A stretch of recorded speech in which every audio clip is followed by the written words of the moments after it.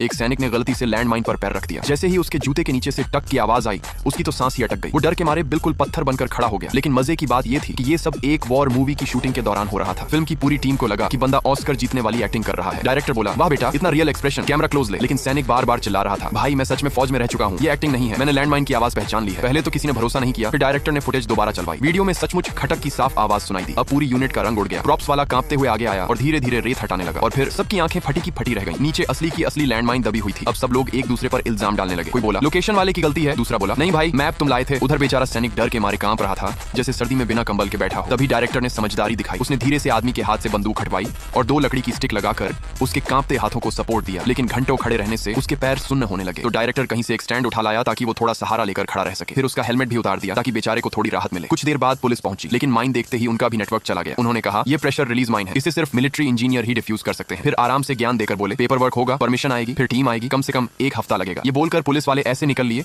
जैसे उन्हें अचानक बहुत जरूरी काम याद आ गया हो। तभी किसी ने बताया कि पास के गांव में एक रिटायर्ड फौजी रहता है जो पहले बम डिफ्यूज करने का एक्सपर्ट था। उसे तुरंत बुलाया गया। बूढ़े अंकल ने अपना पुराना बॉम्ब सूट पहना, चश्मा लगाया और बड़े ध्यान से माइन देखने लगे। थोड़ी देर बाद उन्होंने कहा अच्छी खबर यह है कि जब तक पैर हिलेगा नहीं माइन फटेगी नहीं। सबने राहत की सांस ली। फिर बूढ़े अंकल बोले बुरी खबर यह है कि इसे सुरक्षित तरीके से डिफ्यूज करना लगभग नामुमकिन है। ये सुनते ही सब फिर से टेंशन में आ गए। तभी अचानक एक गाय पागलों की तरह भागती हुई माइन फील्ड में घुस गई और अगले ही सेकंड धड़ाम इतना जोरदार धमाका हुआ कि सबकी आत्मा तक हिल गई। अब सैनिक का डर 7वें आसमान पर पहुंच चुका था। तभी उसका दोस्त आगे आया। उसने फिल्मों वाला आइडिया लगाया। धीरे धीरे उसने एक छोटा चाकू सैनिक के जूते के नीचे घुसा।